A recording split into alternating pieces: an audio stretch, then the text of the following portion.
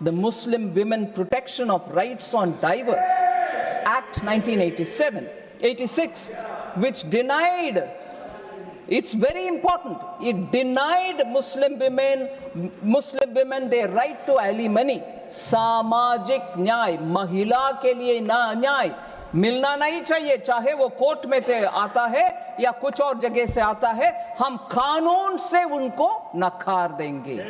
महिला सम्मान नारी शक्ति बंधन अधिनियम ले आने वाले हमारे पार्टी इधर है। इस सदन में पहला कानून जो पास हुआ वो reservation for women, sir, whereas the small benefit a widowed woman would have, a divorced Muslim woman would have got, was also defeated by this act.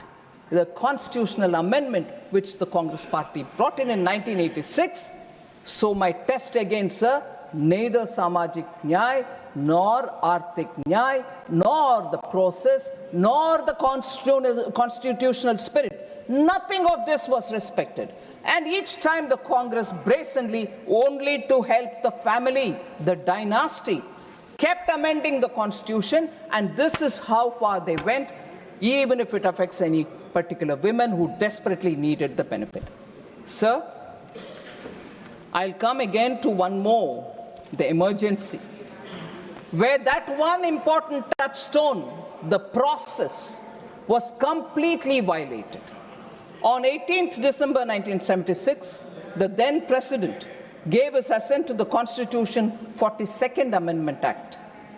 During the emergency, when the term of the Lok Sabha was extended without proper justification, they invoked the law to say Parliament has to be in session for 5 years, but we needed to have one extra year, so the act was extended. The Lok Sabha term was extended.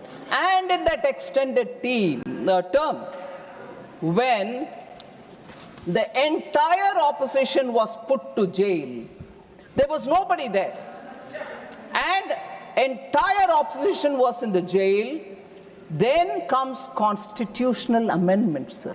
The process, the touchstone that we need to have, is the process valid? That was a total invalidated process, and therefore I would think this is a blatant abuse which the country majorly agreed on. Sir, only 5 members opposed the bill in the Lok Sabha.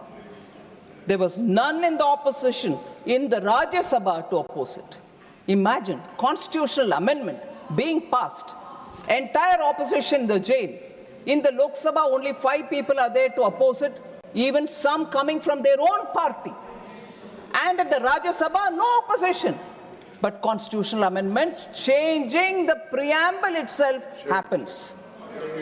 The alteration of the preamble to include socialist and secular highlights the disrespect and disregard the Congress has for constitutional processes, principles, and institutions.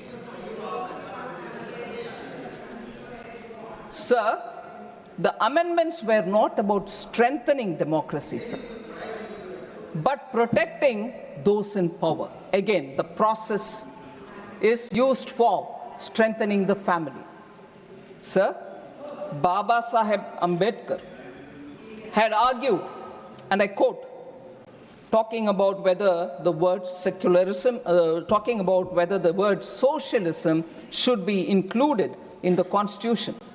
Baba Saheb Ambedkar argued, I quote, I do not see, therefore, why the Constitution should tie down the people to live in a particular form and not leave it to the people themselves to decide it for themselves, unquote. And therefore, in the original Constitution, the word socialism was not there, as much as the word secularism.